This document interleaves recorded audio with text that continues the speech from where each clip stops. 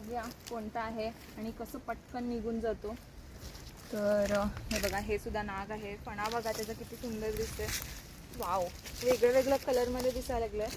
व जसं की आम्ही पेंट केलं आहे आणि शेडिंग करतो की निसर्गामध्ये, तसं त्याचं वरचं कलर, खालचं कलर आणि पूर्ण dark, light dark, light light dark dark असं झालंय. आणि किती सुंदर दिसायला लागला बघा तो फणा काढल्यानंतर. समोरून हे असं दिसतं आणि मागून त्याचा स्पेक्टॅकल दिसून येतो, समोर सुद्धा असतो. तर आता तो मला कव्हर करतोय आणि त्याच्या आतले खवल्या बघा कसं टर्न असतात. तर हे बघा, तो आता मला कव्हर करायला लागलाय.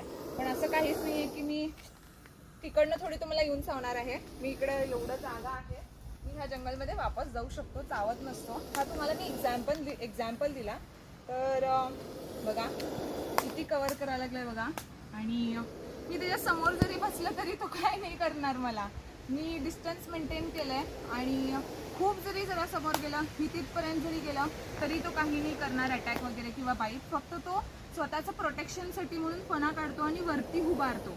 आणि जे हलतं चीज असते, म्हणजे आता मी तिकडून इकडे आले, मी हल्ले म्हणून तो मला कव्हर केला आणि असं असं केला.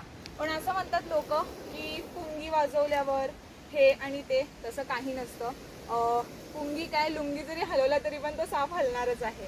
आणि आता थोडंसं त्याला भीती कमी वाटायला लागली आणि तो निघून जाईल.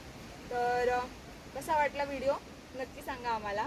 तर इकडे मी असंच थांबलं तर पण हो असंच थांबणार आहे. मी जरी न हलता इकडे असंच वाटलं, थांबलं, बसलं, काही पण केलं तर जेव्हा त्याला भीती कमी वाटते तेव्हाच तो निघून जाणार आहे आपल्या निसर्गामध्ये.